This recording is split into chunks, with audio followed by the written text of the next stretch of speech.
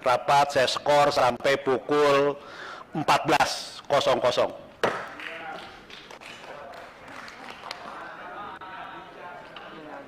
Pak Rizky.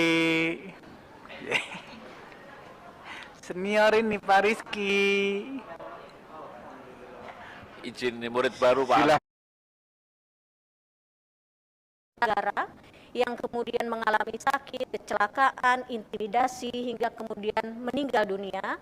Di Bawaslu ada tercatat 5.227, begitupun di KPU yang mengalami ribuan juga.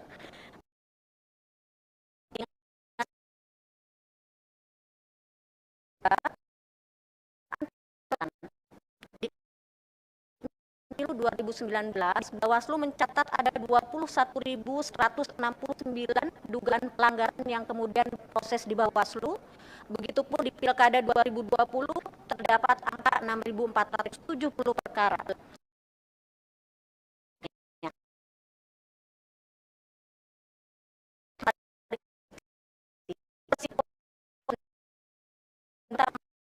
Dengan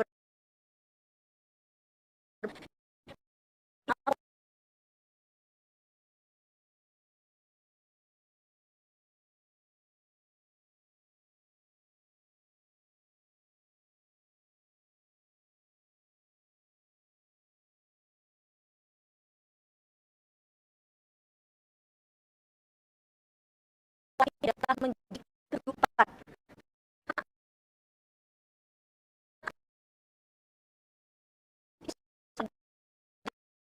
Pengguna internet aktif kita mencapai 5%. Artinya ada 202,6 juta penduduk Indonesia pengguna internet aktif dan ada 170 penduduk Indonesia menggunakan media sosial. Sebagai sebuah bentuk edukasi kepemiluan, maka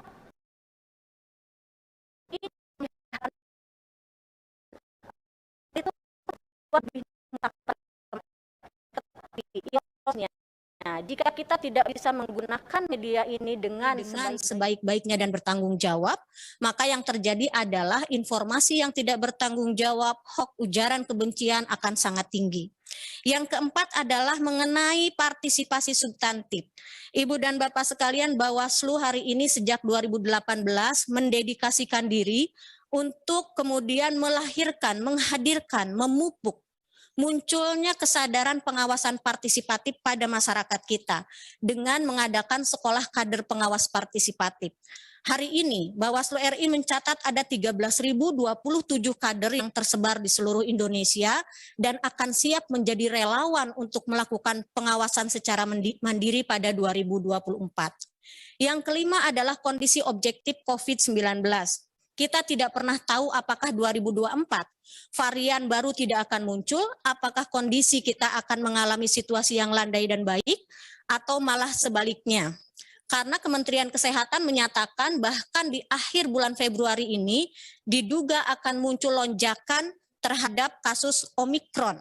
Yang ini diduga 6 kali lipat jauh lebih banyak waktu varian Delta di Juni 2021. Karena itu, Ibu dan Bapak sekalian, atas kondisi objektif tersebut, maka saya memiliki visi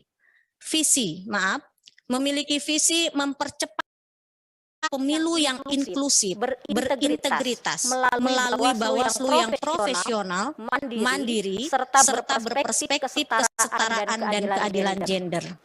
Atas visi ini, maka saya memiliki misi sebagai berikut. Pertama, menghadirkan kebijakan berperspektif gender, mendorong partisipasi aktif disabilitas dan kelompok rentan lainnya. Salah satu terobosan yang akan saya dorong pertama adalah meningkatkan kuantitas dan kualitas keterlibatan perempuan sebagai pengawas pemilu, karena data yang kami miliki hari ini masih jauh dari angka minimal keterwakilan 30%. Di tingkatan provinsi dan kabupaten kota, di angka kami masih ada di angka 16. Sehingga soal ini kemudian menjadi komitmen kita semua. Yang kedua, misinya adalah penataan dan penyempurnaan peraturan Bawaslu.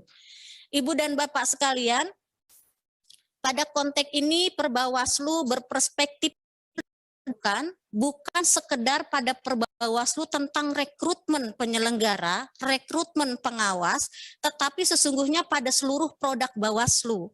Karena yang namanya isu kesetaraan gender itu harus menjadi isu yang cross-cutting, yang dia kemudian melingkupi banyak hal, termasuk adalah dalam program kegiatan yang dilakukan. Kemudian misi yang ketiga adalah membangun kepemimpinan dan manajerial yang kuat dan efektif dalam bingkai kerja kolektif kolegial.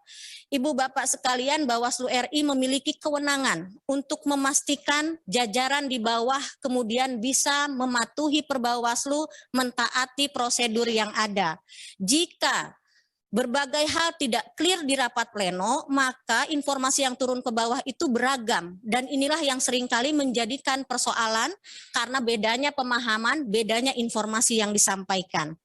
Yang keempat adalah menerapkan budaya berintegritas, profesional, dan anti korupsi di seluruh pengawas pemilu. Ibu dan Bapak sekalian, dengan berat hati saya harus menyampaikan pada pemilu 2019 setidaknya tercatat 373 dugaan penyelenggara pemilu yang diduga punya keberpihakan tidak netral. Ternyata angka ini dari tahun ke tahun meningkat. Di 2020 ada 698 yang diajukan ke DKPP dan 2021 naik menjadi 921. Oleh karena itu, maka saya mendedikasikan diri untuk memastikan seluruh pengawas pemilu taat asas dan menghindari konflik kepentingan. Misi yang kelima adalah mengedepankan pencegahan pelanggaran melalui literatur kepemiluan dengan metode dan bahasa yang adaptif. Ibu dan Bapak sekalian, tadi saya menyampaikan bahwa Bawaslu RI sudah dengan luar biasa bikin sekolah kader pengawas partisipatif dan ini dampaknya terlihat. Tetapi kemudian saya berpikir bahwa untuk 2024 tidak cukup hanya publik kemudian yang mendapatkan pendidikan pengawas pemilu, tetapi juga kader partai politik penting. Kenapa? Karena partai politik adalah stakeholder utama dalam kepemiluan kita. Semakin banyak kader partai yang memahami pengawasan pemilu, maka akan mampu menekan angka pelanggaran. Misi yang keenam adalah adanya prioritas pengawasan pada isu krusial di semua tahapan. Ibu dan Bapak sekalian, angka menunjukkan dari 21.169 yang ditangani saat pemilu 2019, ternyata yang tertinggi adalah pelanggaran administrasi. Nah, karena pelanggaran administrasi, maka konsentrasi ke depan adalah memastikan integritas, profesionalitas jajaran pengawas itu menjadi yang utama. Tentu saja di tahap lainnya adalah misalnya mengenai politisasi SARA, politik uang, netralitas ASN yang angkanya juga sangat tinggi. Berikutnya misi yang ketujuh adalah meningkatkan kualitas penegakan hukum pemilu. Ibu dan Bapak sekalian, meningkatkan kualitas proses dan hasil penegakan hukum pemilu yang bisa dipertanggungjawabkan menjadi konsentrasi yang akan saya lakukan. Yang kedelapan adalah mengintegrasikan data untuk keterbukaan informasi dan menumbuhkan kepercayaan publik. Hari ini masih perlu kami akui integrasi data pencegahan, pengawasan, penanganan pelanggaran, juga data penyelesaian sengketa masih belum terintegrasi dengan baik. Yang kesembilan, pemanfaatan teknologi informasi dalam kerja-kerja pengawas pemilu. Salah satunya adalah saat ini Bawaslu RI banyak sekali membuat aplikasi untuk memudahkan informasi sampai ke publik. Tetapi aplikasi ini masih terpisah satu sama lain sehingga memang orang akan mengalami kesulitan, setidaknya percepatan akan sedikit terganggu. Karena itu maka terobosan untuk 2024 adalah mewujudkan super apps pengawasan pemilu sehingga nanti orang lebih irit memorinya ketika harus mendownload aplikasi untuk kebutuhan informasi. Dan terakhir adalah kolaborasi dan sinergi multi stakeholder. Ibu dan Bapak sekalian, salah satu yang akan saya dorong adalah pelatihan saksi di TPS. Itu diamanatkan undang-undang kepada Bawaslu. Tetapi pemilu 2019 ternyata anggaran negara yang digunakan untuk pelatihan saksi TPS ini tidak memiliki, bisa dikatakan tidak memiliki daya guna bagi partai politik sebagai yang menerima manfaat, karena memang kemudian bisa ditunjukkan minimnya kehadiran saksi partai dalam proses pelatihan itu. Karena itu, maka saya membayangkan ke depan peserta pemilu terlibat sejak awal perumusan, pelaksanaan, hingga evaluasi pelatihan saksi TPS, sehingga nanti bisa lebih menghemat anggaran dan tepat guna juga dengan kebutuhan partai. Kami kan Dian, Akhirnya, waktu tinggal 5 menit. kenapa Bapak? Maaf. Waktunya masih tinggal 5 menit maksudnya. Siap. Terima kasih pimpinan. Dan terakhir, karena visi misi tersebut, maka saya membayangkan pengawasan Bawaslu yang ideal ke depan adalah Bawaslu yang mengedepankan pencegahan, tegas menangani pelanggaran, ramah dalam sinergi dan kolaborasi. Demikian pimpinan dan para anggota yang bisa saya sampaikan. Mohon maaf apabila ada yang kurang pas dan tidak berkenan. Wallahul muwafiq ila aqwamit thoriq. Assalamualaikum warahmatullahi wabarakatuh. Waalaikumsalam warahmatullahi wabarakatuh. Terima kasih Bu Loli Suhenti. Selanjutnya, untuk tidak membuang waktu, kami persilakan saja dari fraksi Partai Demokrasi Indonesia Perjuangan. Ada yang mewakili? Pak Hugua, kami persilakan. Baik, makasih Pak Sekjen Golkar, Pak Wakil Ketua DPR RI, maaf. Ya kan saya lanjutkan. Pimpinan.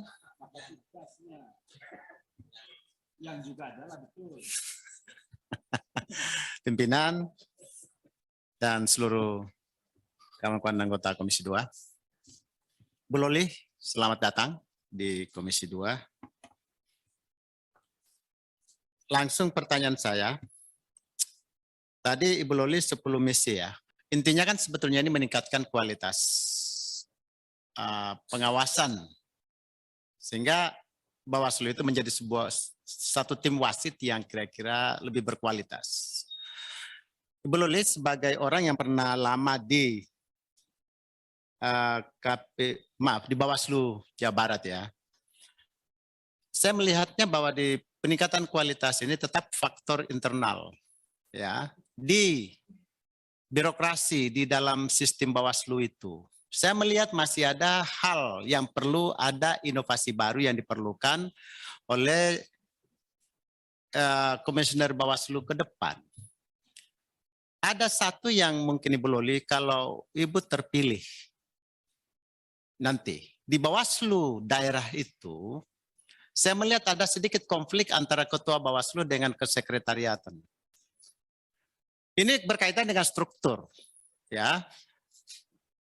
Pengguna anggaran di Bawaslu itu adalah kepala sekretariat. Sementara kepala Bawaslu-nya dia tidak menjadi siapa-siapa. Pendek cerita, dari tugas-tugas kewasitan atau tugas-tugas pengawasan yang sedemikian besarnya amanah kepada Bawaslu-nya, komisionernya, tetapi dia tidak punya daya. Dia harus mengemis ke sekretariat untuk melakukan kegiatan. Menurut Ibu Loli ke depan, karena dalam pandangan saya, ya mungkin kita bisa berbeda pendapat, harusnya pengguna anggaran itulah kepala Bawaslu, bukan sekretariat, karena dia tidak berdaya. Bagaimana mengambil peran dalam satu kantor yang begitu hebat? Menurut Ibu Loli, inovasi apa yang Ibu lakukan sehingga benar-benar kepala Bawaslu di tingkat kabupaten kota itu punya kekuatan untuk bisa sinergis sampai kepada masyarakat sehingga menjadi wasit yang keren. Makasih. Terima kasih Pak Gua. Berikut kami persilakan dari fraksi Partai Golkar.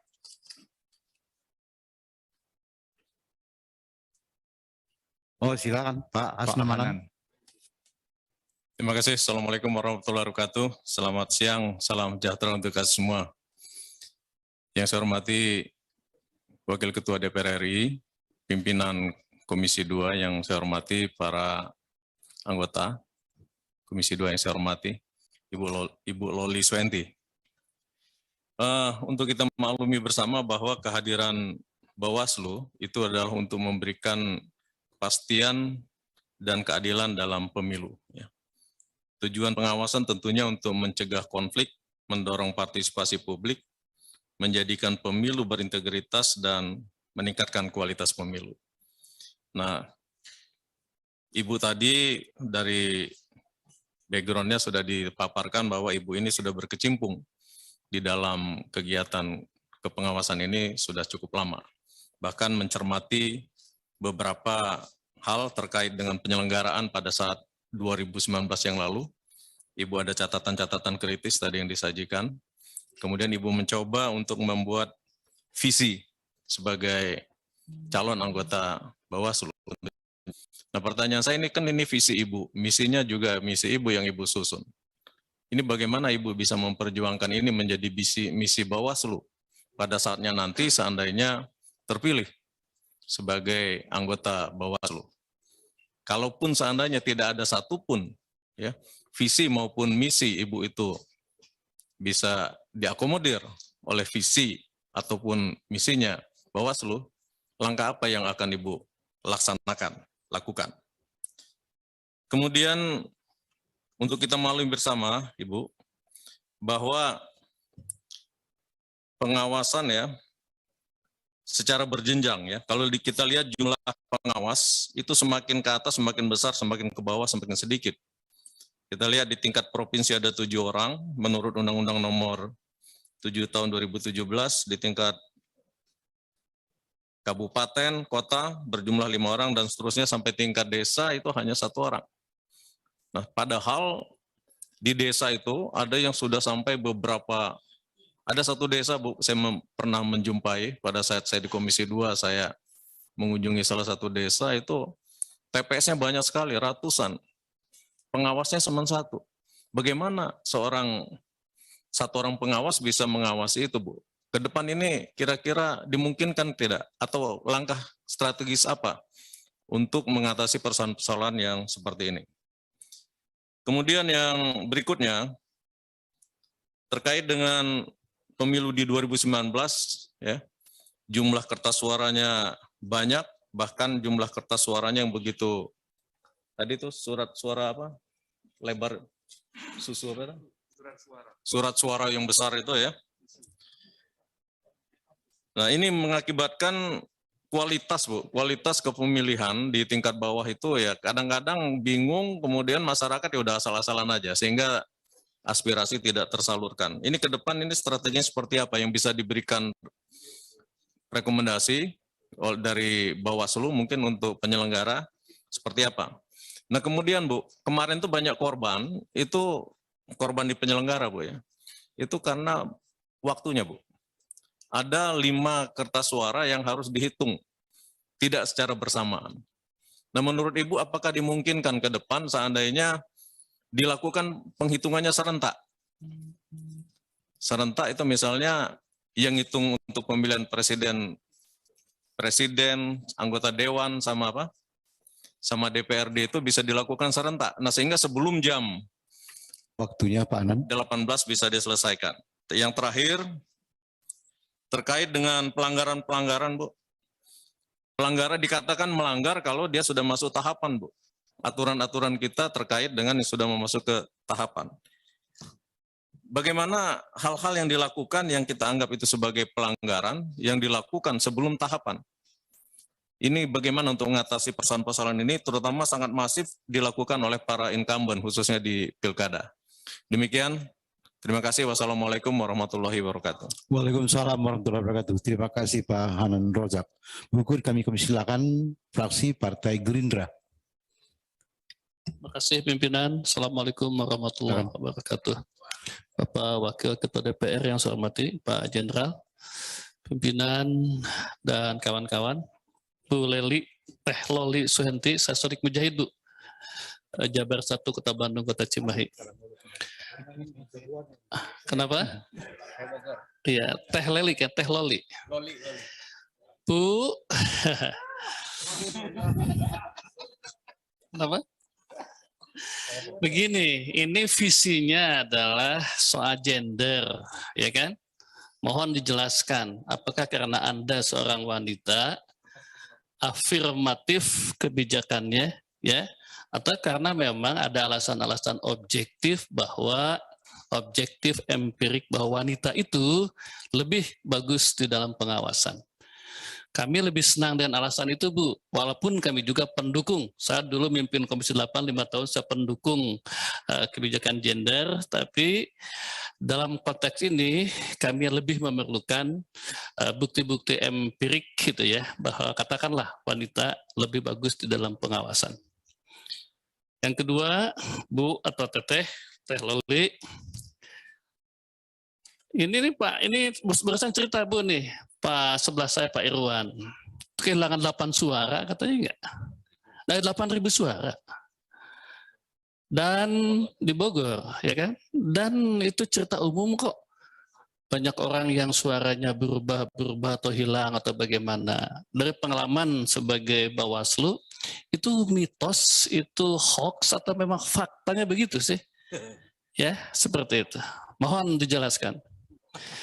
Nah, terakhir, sebagai sama-sama orang Jawa Barat, kemarin kami mendapat penjelasan dari KPU dan Bawaslu Jawa Barat bahwa oknum-oknum yang bermain itu, yang sangat mempengaruhi itu, satu adalah ASN, begitu katanya. Ya, yang kedua anggota KPU, anggota Bawaslu. Yang ketiga adalah lurah atau camat atau kepala desa. Itu yang sering mengganggu, membuat langkah-langkah yang bertentangan dengan ini. Bagaimana langkah-langkah Ibu Loli, Teh Loli untuk mengatasi itu? Terima kasih pimpinan. Assalamualaikum warahmatullahi wabarakatuh. Waalaikumsalam warahmatullahi wabarakatuh. Terima kasih Pak Sodik Mujahid. Berikut kami persilakan fraksi Partai Nasdem. Terima kasih pimpinan.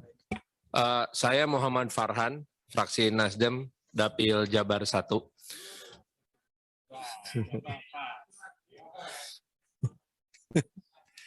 Jadi pertanyaannya adalah, kita tahu bahwa keterbukaan informasi itu penting dan semua peserta atau peserta kontestasi pemilu itu berhak untuk mendapatkan kopi C1. Problemnya adalah di Bandung kemarin ada indikasi kepala daerah melakukan instruksi agar C1 hanya disimpan di kelurahan, tidak boleh diakses oleh peserta. Nah, tentu kita tidak mau ini terjadi lagi. Akibatnya memang kemudian banyak fotokopian C1 beredar dengan harga tertentu gitu.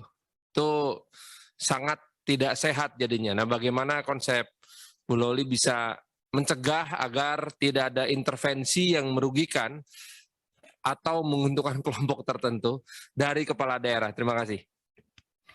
Singkat, padat, Pak Farhan, dan tadi sudah mengirim pendapil Jawa Baratnya. Berikut kami silakan dari fraksi Partai PKB. Terima kasih. Pak Batoha, silakan. Terima kasih Ketua, pimpinan yang saya hormati, Wakil Ketua DPR yang saya hormati, anggota semuanya, dan Teh Loli yang saya hormati. Yang pertama, banyak kejadian kalau kemarin-kemarin untuk antisipasi, karena tadi sudah disampaikan breakthrough itu terobosan begitu kan, agar pemilu itu lebih berkualitas besok. Nah, kepala daerah, bukan hanya kepala daerah, lembaga vertikal yang ada di daerah. Mohon maaf kalau saya sebut beberapa ya, ada Kemenak, ada Kejaksaan, ada Pengadilan, ada ikut-ikutan kan kemarin kan. Ada lurah yang sebenarnya sudah jadi tim saya aja. Kalau kamu nggak ngikut ini ya besok di dan seterusnya. Nah, untuk mengatasi itu termasuk bupati, wakil bupati, wali kota, wakil wali kota, meskipun di sini juga ada banyak mantannya ya. Itu mengerahkan tenaganya, PNS-nya dan sebagainya. Nah, apa breakthrough untuk mengatasi ini, untuk mengantisipasi ini? Agar mereka juga taat aturan, artinya Bawaslu harus membuat aturan yang tepat agar mereka tidak melakukan itu. Itu satu terobosan. Yang saya maksud terobosan itu tadi, terobosan apa kira-kira yang akan dilakukan? Kemudian yang kedua, terobosan dalam menyelesaikan sengketa hasil pemilu, baik itu oleh partai maupun oleh calon anggota legislatif. Kemarin sudah saya sampaikan, Dulu kalau bersengketa itu sampai membawa berkarung-karung berkas ke Jakarta, baik ke MK maupun ke KPU maupun ke Bawaslu. Supaya tidak membawa call atau berkarung-karung berkas ini dan penyelesaiannya lebih cepat, itu kira-kira dengan terobosan apa nanti supaya sengketa itu cepat selesai. Nah, yang ketiga, di TPS, tidak semua TPS ya, tidak semua TPS yang ada di Indonesia ini ada saksi dari masing-masing partai. Nah, misalkan di tempat saya pun saya nggak semuanya ada saksinya. Terobosan apa yang kira-kira bisa menjamin bahwa suara itu tidak jadi disulap? Suara saya di sana 14, karena nggak ada saksinya disulap jadi 4 begitu, satunya dicoret begitu. Nah, terobosan apa kira-kira? 3 pertanyaan itu. Karena Teh Loli ini dari regional ke nasional, saya juga yang terakhir akan menanyakan pemahaman secara nasional.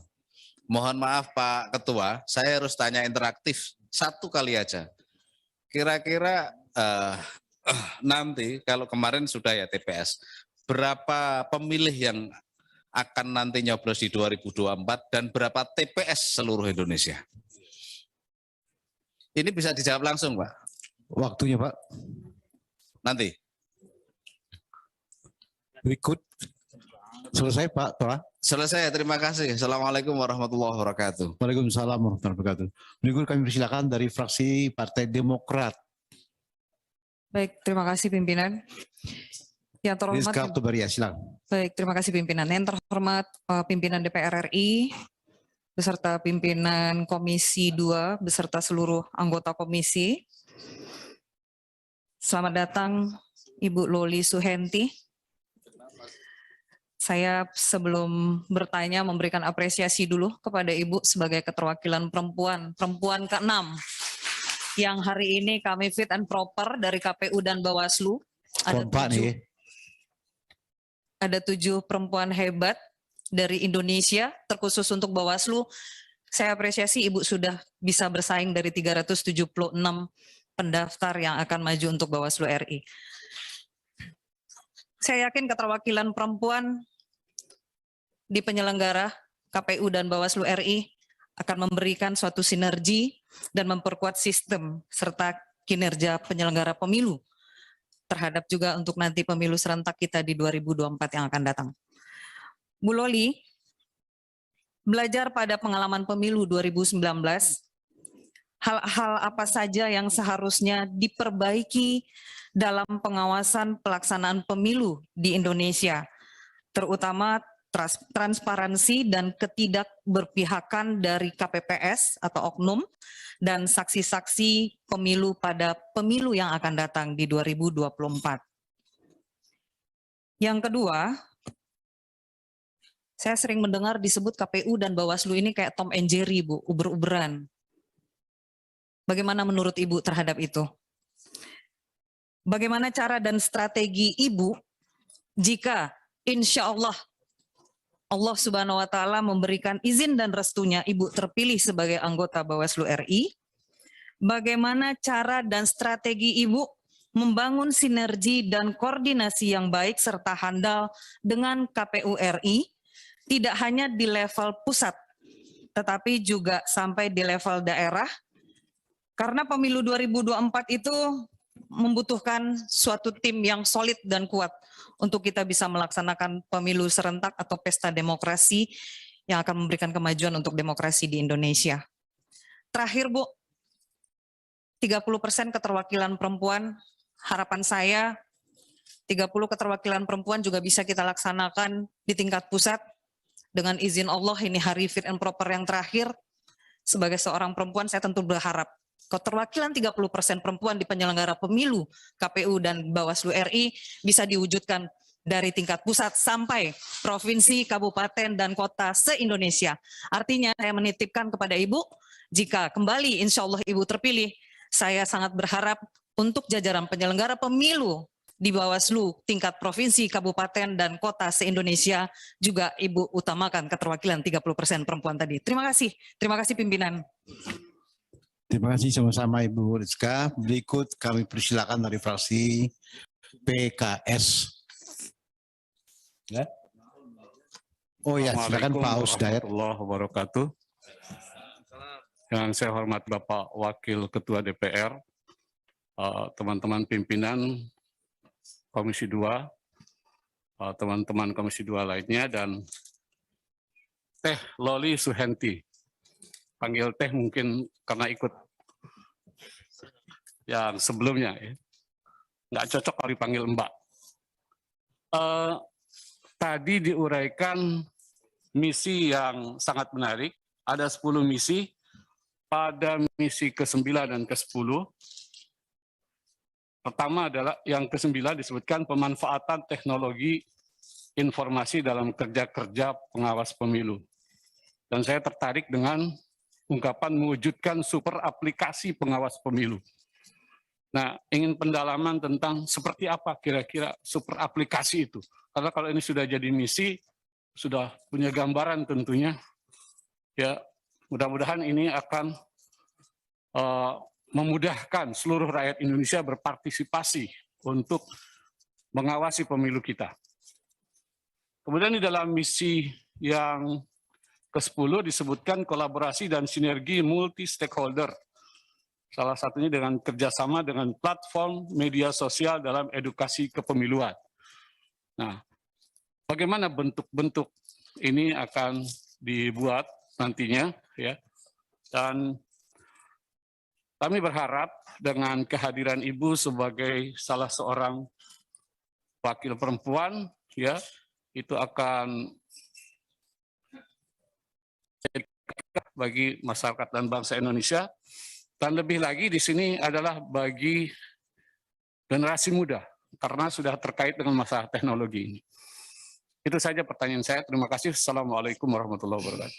Waalaikumsalam warahmatullahi wabarakatuh. Terima kasih Bapak Kiai Haji Aus Hidayat. Berikut kami persilakan fraksi Partai Amanat Nasional. Kami tanyakan ke Buya. Siap. Gus Fardi langsung. Terima kasih pimpinan.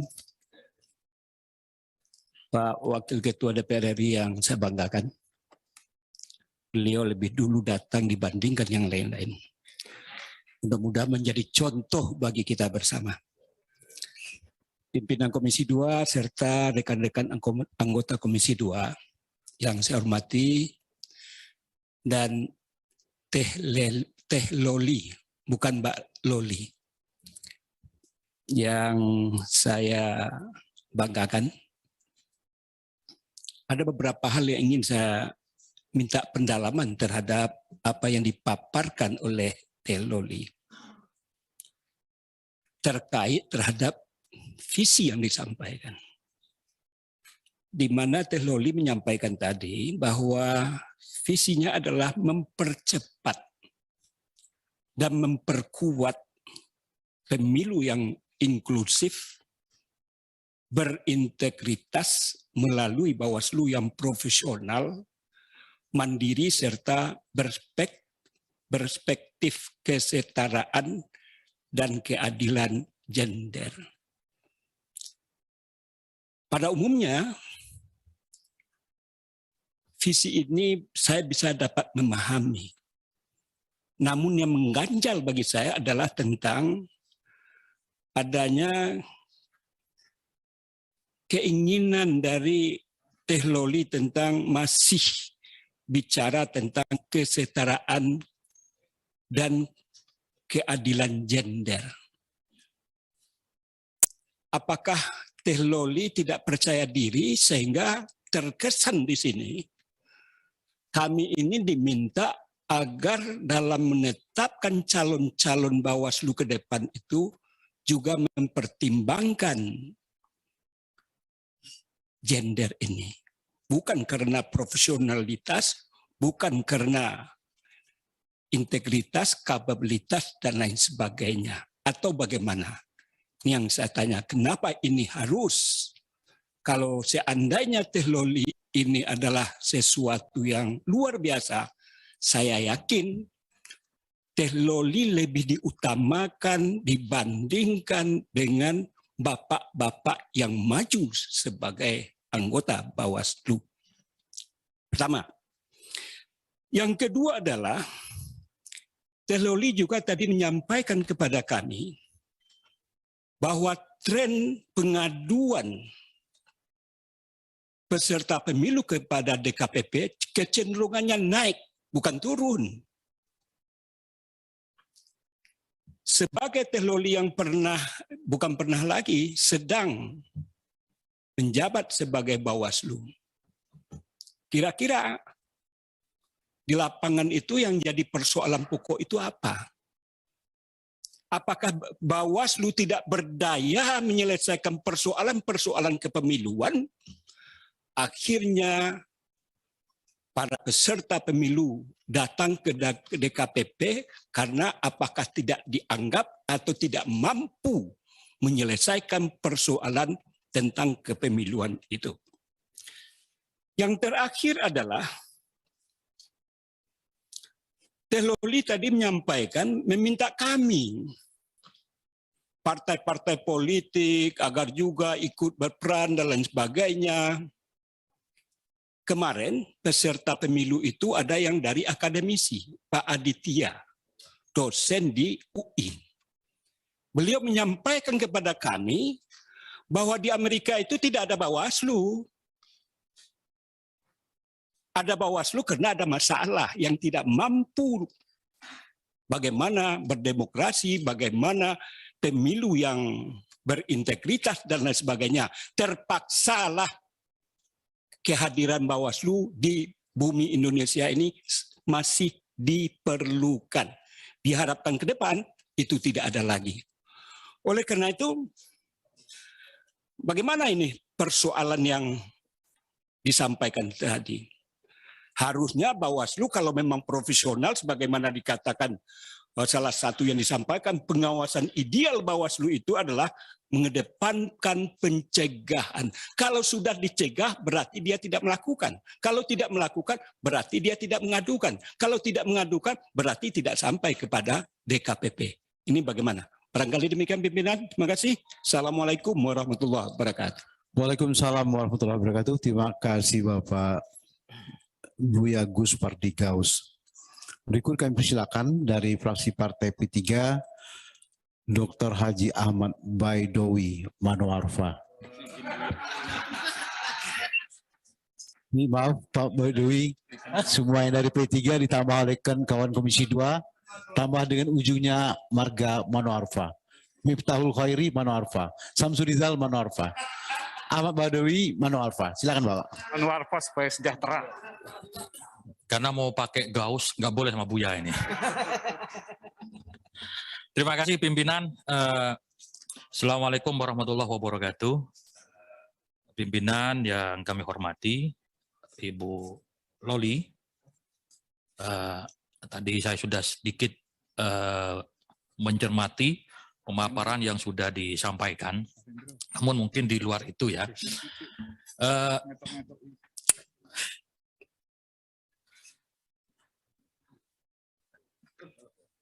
Kita punya pengalaman di pemilu 2019 kemarin, khususnya teman-teman yang pengawas di tingkat ad hoc di lapangan itu memang tidak mudah dalam menjalankan fungsi pengawasannya. Seringkali dia terlibat konflik dengan, termasuk juga dengan peserta pemilu. Bahkan juga ada anggota Panwas ad hoc itu menjadi korban penganiayaan. Misalkan karena atribut kampanyenya ditertibkan, mereka jadi korban penganiayaan. Nah, kira-kira model advokasi yang disiapkan, direncanakan ke depan ketika nanti Ibu terpilih menjadi Bawaslu itu seperti apa? Jangan sampai teman-teman di bawah itu dilepas begitu saja. Karena kami juga pengalaman di daerah pemilihan saya ada anggota Panwascam dipukul oleh salah seorang peserta pemilu. Ya, tapi nggak tahu nasibnya itu seperti apa gitu. So, sepertinya tidak ada pembelaan dari atasannya lah. Mohon itu nanti ke depan tuh jangan ini dibiarkan. Jadi harus ada semacam mekanisme advokasi apabila teman-teman di lapangan mengalami hal yang seperti itu. Itu yang pertama. Yang kedua, kita tahu pemilu 2024 nanti dilakukan serentak. Kalau jadi pemilu kan, ya pasti pemilu lah. Sementara kan pasti pemilu gitu kan. Ini Pak Wahid memang begitu Bu ya gitu. Kita konsisten dengan keputusan yang dibikin oleh DPR lah, bahwa jadwal pemilu 14 Februari 2024, Komisi 2 gitu kan. Nah, ada juga pilkada di November 2024. Artinya tugas penyelenggaraan pemilu selesai paling lama 2 tahun. Setelah itu tidak ada lagi. Apakah masih dibutuhkan lembaga lembaga permanen penyelenggara pemilu termasuk Bawaslu setelah pemilu 2024? Namanya usulan boleh, berpendapat boleh gitu kan. Meskipun norma undang-undangnya belum diubah gitu. Terima kasih Ketua. Assalamualaikum warahmatullahi wabarakatuh. Waalaikumsalam warahmatullahi wabarakatuh. Terima kasih Bapak Ahmad Baidowi dari fraksi P3. Berikut, karena masih ada waktu lagi, kita ambil satu putaran. Kami persilakan dari fraksi PDIP. Ya, makasih pimpinan. Punten Ibu Loli Suhenti, Wilujeng Sumping di Komisi 2. Ya. Ibu Loli, Ibu bicara terobosan. Ya, terobosan di sini tentu kalau saya mengambil dari aspek hukum, karena ada sentra Gakumdu. Yang pertama, saya ingin menanyakan bagaimana caranya Ibu Loli ini bisa melakukan penguatan menyangkut sentra Gakumdu. Ya, karena fakta yang ada di lapangan selama ini bahwa sebagian para penyelenggara pemilu dan Bawaslu di daerah itu ya selalu tersangkut dengan konflik of interest. Mereka tidak bekerja secara aturan. Contoh misalnya, contoh sederhana, ketika 5 caleg memasang baliho, ya, memasang baliho di tempat yang bukan zona, tetapi cuma 2 caleg yang dirobohkan. 3 itu masih terpasang. Ini bagaimana caranya ya Ibu Loli bisa membenahi ya ketidakadilan yang terjadi di lapangan. Ini kami pelaku juga di lapangan ya yang merasakan bagaimana dahsyatnya Bawaslu itu, bagaimana berkuasanya Bawaslu itu. Ya, maka kemarin saya bilang harapan kami ya Ibu nanti kalau terpilih sebagai salah satu anggota Bawaslu tidak pernah mempergunakan roh dendam kekuasaan. Ya, ketika berkuasa maka Ibu hantam sana, hantam sini. Kan begitu. Kalau masalah korupsi terima uang ya Ibu yang tahu lah. Kita nggak paham tuh. Ya. Nah, yang ketiga, bagaimana caranya Ibu Loli memastikan seluruh pengawas pemilu taat asas dan menghindari konflik kepentingan. Bagaimana caranya mengawasi ini? Ya, ini fakta loh di lapangan. Dan tentu kami di sini 50 sekian orang mungkin setengah mengalami bagaimana kecurangan dalam tanda petik yang dilakukan oleh oknum para Bawaslu di daerah. Yang terakhir menyangkut sinergitas dengan para APH. Aparat penegak hukum, ketika Bawaslu menemukan adanya pelanggaran secara administratif dan itu mengarah kepada pidana pemilu, ya Bawaslu menyerahkan kepada sentra Gakumdu, kepolisian. Ternyata di polisi itu 86 berhenti. Apa upaya dari Bawaslu menyangkut ini? Ya.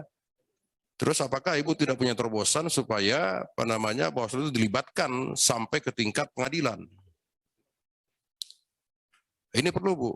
Jadi jangan nanti temuan dan keputusan Bawaslu itu banci jadinya. Berhenti di tengah jalan. Ya walaupun sebenarnya di paper ini Ibu mengatakan bahwa akan melakukan perbaikan regulasi. dan peningkatan sinergitas sentra gakumdu. Bagaimana caranya? Dan bagaimana pengaturannya nih Bu? Saya kira ini penting untuk kepastian hukum dalam penyelenggaraan pemilu, yang hal ini Bawaslu sesungguhnya kalau tadi teman-teman bilang kucing-kucingan KPU, bukan kucing-kucingan Bu. Iya kan? Tom and Jerry itu. Ya, ini kami alami di lapangan. Nah, kami mau koreksi ini supaya tidak terjadi, dan kita berharap ya Teh Loli Suhenti yang cantik bersahaja ini bisa menjadi apa namanya penyempurna nanti di Bawaslu yang baru, kan begitu. Nah, yang paling terakhir Ketua, ya menyangkut internal Bawaslu. Ya, nanti tolong dikoreksi kalau Ibu diizinkan oleh Allah SWT untuk duduk di sana. Ya, di Bawaslu itu ya banyak konflik kepentingan seperti penempatan para eselon. Itu diatur di dalam, Bu. Jadi sudah tidak objektif. Saya bisa buktikan dan saya punya data tentang itu. Ya, untuk kepala divisi ini mestinya si A, yang menang si A, tetapi yang masuk si B. Ini bagaimana cara Ibu membenahi nanti di sana? Ya, ini kan menyangkut apa namanya moralitas dan mentalitas nantinya ke depan. Kalau di dalam juga sudah terjadi apa namanya like and dislike, terjadi KKN, ya sulit Bu. Saya kira itu, pimpinan. Makasih. Terima kasih Pak Judimat Girsang. Baik Bapak Ibu yang kami hormati, waktu kita tersisa 15 menit untuk Ibu Loli. Kami persilakan untuk memberikan penjelasan, tanggapan ataupun jawaban dari apa-apa yang sudah disampaikan rekan-rekan Komisi 2 tadi. Kami silakan. Terima kasih para pimpinan serta anggota yang telah memberikan pertanyaan. Saya akan coba menjawab secara keseluruhan, mencoba menyisir beberapa pertanyaan, tapi ada juga ternyata yang itu sifatnya masukan, jadi akan secara otomatis menjadi catatan. Baik, terima kasih kepada fraksi PDIP yang telah memberikan pertanyaan, Pak Insinyur Hugua. Terima kasih sekali, juga Bapak Junimat Girsang. Jadi dalam konteks peningkatan kualitas, di internal ini memang membutuhkan inovasi. Saya sepakat Pak. Karena data memang menunjukkan bahwa kualitas SDM akan berbanding lurus terhadap kualitas kinerja kelembagaan. Nah ini sekaligus menjawab pertanyaan yang soal DKPP nantinya. Ketika jajaran kami banyak diadukan ke DKPP, maka salah satu yang menjadi koreksi kami adalah ternyata jajaran Bawaslu punya keterbatasan menjelaskan persoalan sehingga kemudian orang mengadukan. Apa yang bisa dijadikan indikator? Yang bisa dijadikan indikator adalah dari 921 perkara yang diadukan ke DKPP tahun 2021 itu 500 lebih ternyata putusannya rehabilitasi. Jadi memang dalam konteks ini ketidakmampuan, keterbatasan kemampuan jajaran penyelenggara pemilu untuk menyampaikan kinerjanya secara baik ke publik atau kepada pihak yang merasa tidak terpuaskan, maka kemudian ini menjadi salah satu kendala. Karena itu dalam konteks peningkatan kualitas, inovasi yang akan saya lakukan adalah memastikan pertama, tentu harus dilakukan pemetaan kebutuhan kelembagaan. Ketika kebutuhan kelembagaan mampu dipetakan, maka kita juga sudah akan menyusun kemudian identifikasi sumber daya yang kita miliki. Karena kalau kita tidak punya pemetaan awal, maka proses BIMTEK-nya juga akan dibuat secara general sehingga tidak tepat sasaran. Ini pula yang seringkali membuat jajaran Bawaslu kemudian tidak punya pemahaman yang cukup kuat terhadap satu kasus. Misalnya saya contohkan begini, kami ini terbagi dalam divisi-divisi. BIMTEK di awal itu diperlakukan untuk seluruh jajaran pengawas pemilu dan itu sifatnya massal. Kemudian BIMTEK berikutnya adalah per divisi dilakukan. Sehingga kalau saya humas, maka saya akan sangat mumpuni soal humas, tapi belum tentu mumpuni soal penanganan pelanggaran atau pengawasan. Nah sesungguhnya kalau kita mau melakukan pola ini, maka data utama harus punya dulu. Sehingga ketika nanti ada orang bilang soal penanganan pelanggaran, haruskah dia berarti sarjana hukum? Tidak juga. Jika BIMTEK-nya bisa dilakukan dengan baik, sesuai dengan kebutuhan kelembagaan, dilakukan secara tepat guna, tepat sasaran, maka siapapun orang yang terpilih di Bawaslu akan bisa mengampu divisi apapun ketika memang BIMTEK-nya jalan. Maka kemudian untuk menjawab Pak Insinyur Hugua, di dalam misi saya soal membangun kepemimpinan dan manajerial yang kuat dan efektif dalam bingkai kerja kolektif kolegial, ini sesungguhnya untuk menyatakan tidak hanya jajaran komisioner, Pak, tetapi juga harus kesekretariatan. Karena kita ini satu tubuh, tidak bisa sekretariat jalan sendiri, komisioner jalan sendiri. Dalam konteks pengguna anggaran memang ada problem. Di dalam peraturannya, yang namanya kepala sekretariat itu bertanggung jawab fungsional kepada ketua Bawaslu, tetapi kemudian bertanggung jawab secara administrasi kepada sekjen. Kemudian dalam konteks ini juga memang sudah dikunci di awal bahwa komisioner tidak bisa ikut campur dalam kerja-kerja keuangan anggaran. Nah, apa yang bisa kita lihat? Bisakah kita melihatnya dari sisi yang positif? Menurut saya bisa, karena saya ingin mencontohkan di Jawa Barat.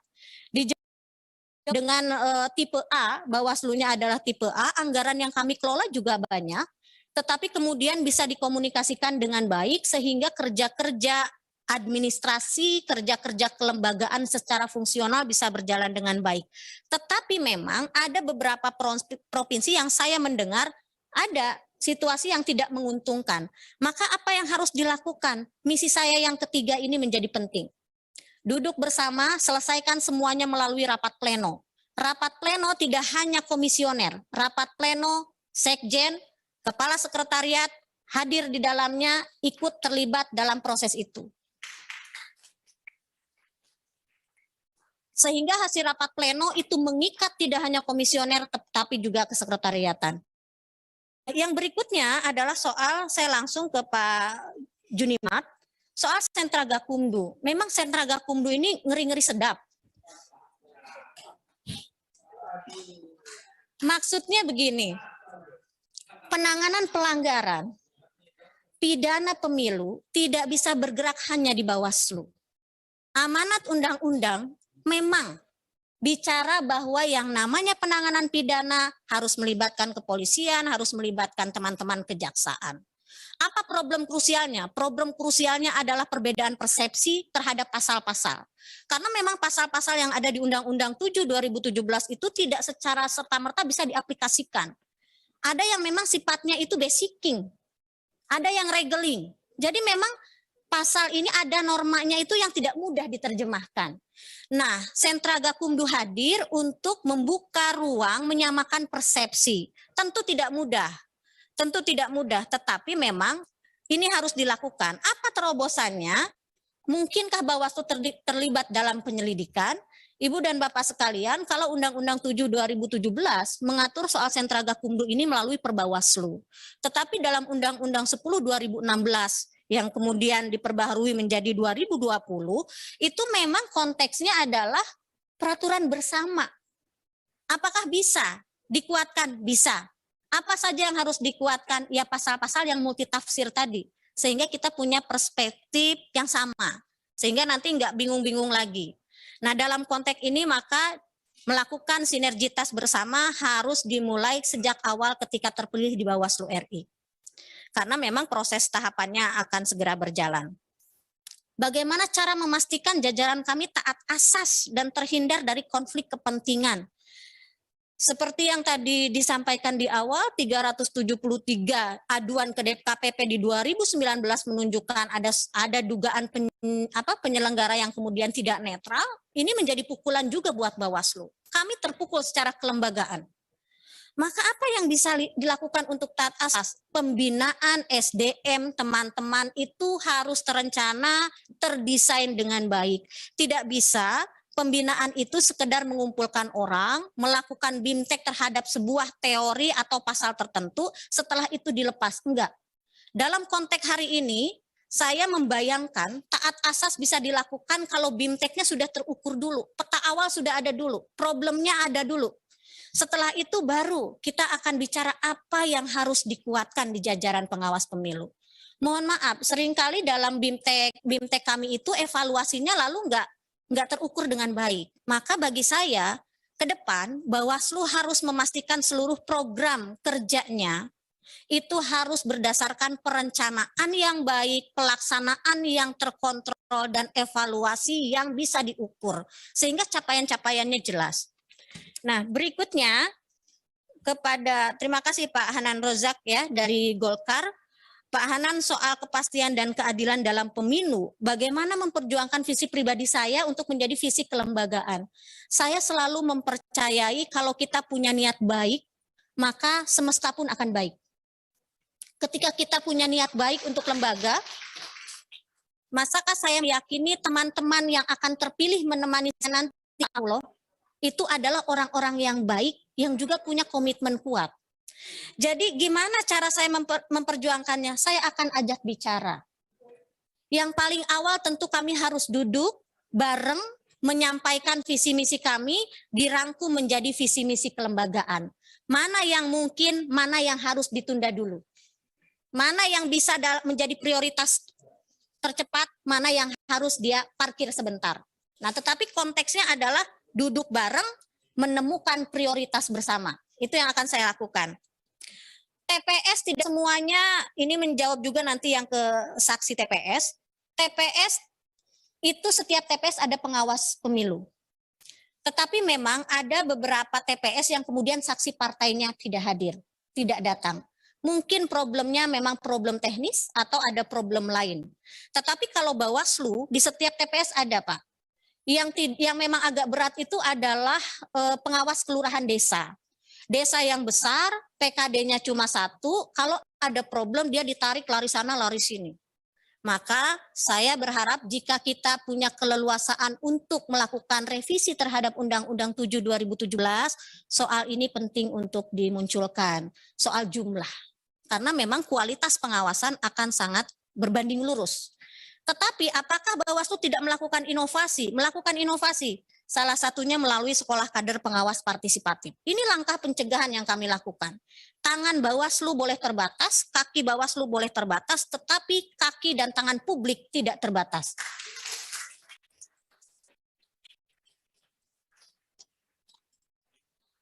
Izinkan Bapak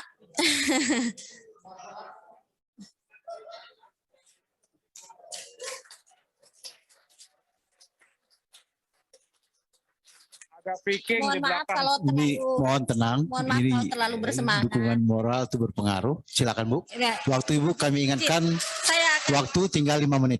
Siap. Tetapi yang perlu saya respon dan penting dari Pak Hanan adalah bagaimana cara mengatasi pelanggaran di luar tahapan. Sekali lagi Pak, pencegahan yang harus dilakukan. Bawaslu ke depan haruslah Bawaslu yang berani. Ketika dalam proses awal sudah ada potensi polarisasi politik, perpecahan di tingkat bawah, maka Bawaslu tidak bisa atas nama regulasi diam. Karena konteks pencegahan itu bisa dilakukan melalui pendekatan-pendekatan kepada berbagai pihak, menggandeng berbagai pihak. Jadi model pencegahan ini dia harus meningkat. Pencegahan tidak hanya dilakukan saat tahapan, justru pencegahan itu sosialisasi, pendidikan pengawas partisipatif, itu dari awal-awal bisa dilakukan. Yang berikutnya Pak Sodik, terima kasih, ini dari Jawa Barat ya. Visi, berkaitan juga dengan Pak dari PAN, apakah karena perempuan lalu visi saya seperti ini? Enggak Pak, izin. Jadi bukan karena saya perempuan, Pak Sodik juga tadi nanya izin.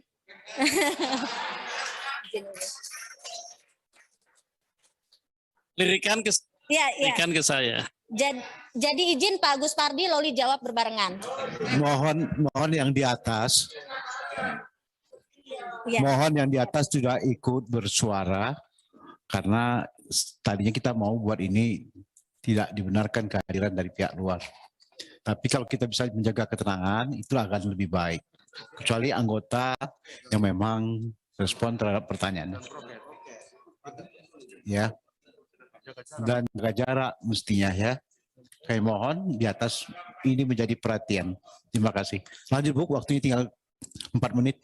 Siap, terima kasih. Visi ini bagi saya adalah visi yang saya sekedar perempuan, tapi karena memang aktivitas saya sejak saya kuliah sampai hari ini, memastikan diri untuk mendedikasikan ada bersama kelompok rentan. Salah satu kelompok rentan itu adalah perempuan. Sehingga visi ini kenapa penting di kelembagaan Bawaslu? Karena sebenarnya soal 30% ini kan amanat undang-undang. Kita sudah meratifikasi konvensi SIDO sekian lama. Sehingga memang menjadi penting, apakah bermanfaat pengawas pemilu perempuan? Bermanfaat, Pak.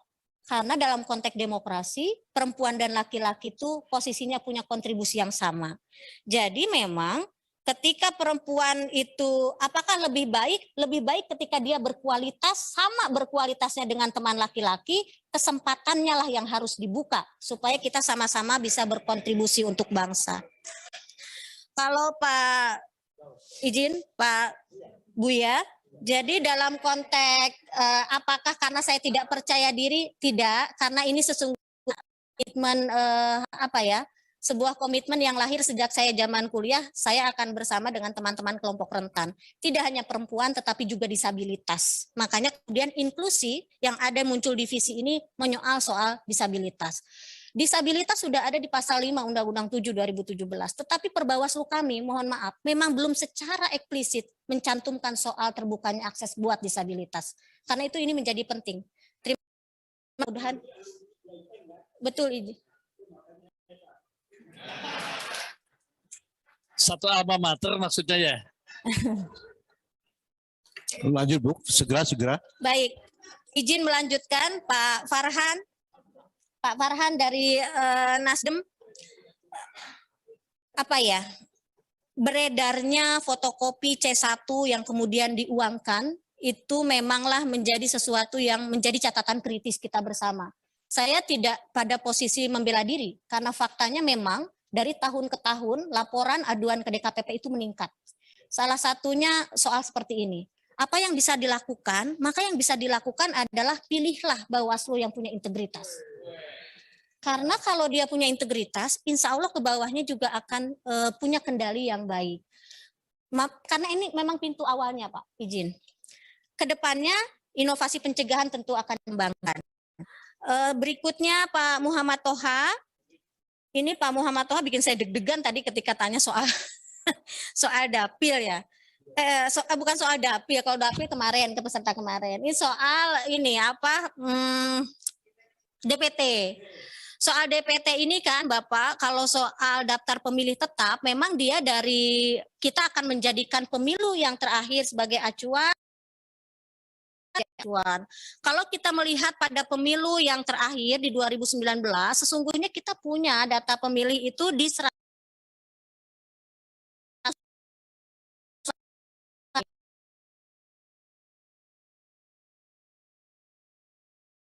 jadi memang ini yang kemudian dalam konteks kekinian ketika Pilkada 2020 kita punya angkanya itu di angka 100.359.152 pemilih. Nah, kalau untuk angka agak terlambat. Waktunya Ibu Loli, kami ingatkan untuk yang ketiga kalinya. Maka saya ingin mengakhiri jawaban ini, tapi ada yang belum ya. Bapak dari Demokrat, Ibu Bu Reska dari Oktober. Singkat-singkat aja. Reska, terima kasih. Insya Allah untuk menjadikan tidak Tom and Jerry, saya akan mendorong komunikasi yang baik dengan KPU. Kami ini penyelenggara pemilu, ada dalam satu semangat yang sama. Jadi naif rasanya jika kemudian harus berantem-berantem. Sesungguhnya jika semua orang punya keterbukaan, maka pengawasan akan lebih mudah, penyelenggaraan teknis akan lebih baik, DKPP pun akan lebih enak dalam bekerja. Yang kemudian Pak Aus, Super Apps ini Pak Aus, memang menjadi kebutuhan karena dalam catatan saya Bawaslu punya 14 aplikasi. 14 aplikasi ini berarti 14 klik. 14 aplikasi ini berarti 14 item anggaran. 14 aplikasi ini walaupun tujuannya memudahkan, prakteknya kalau dia tidak disatukan dalam satu platform yang bisa langsung diakses dalam satu klikan, itu menyusahkan. Karena itu ke depan saya pengen semua aplikasi 14 yang ada di Bawaslu kemudian ada dalam Super Apps sehingga orang itu cukup mendownload satu kali, mengklik satu kali untuk bisa mengakses seluruh data yang ada di Bawaslu.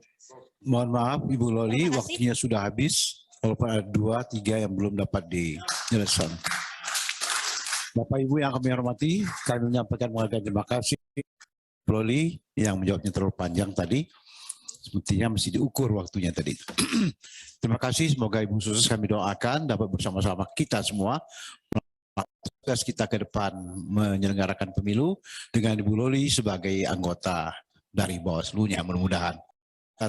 Doa. Terima kasih, semoga kita bermanfaat. Kami persilakan Ibu untuk dapat meninggalkan tempat ini. Terima kasih Bapak. Assalamualaikum warahmatullahi wabarakatuh.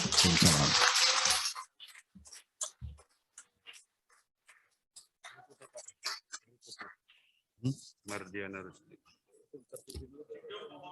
Jadi, betul ya.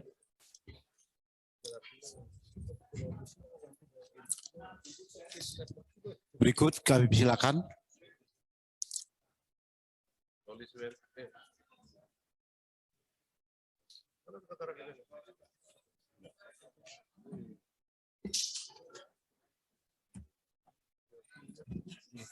Pihak keamanan kami harapkan untuk melakukan pengaturan jarak di podium di atas, balkon di atas supaya tidak terlalu rapat karena COVID kita masih belum reda.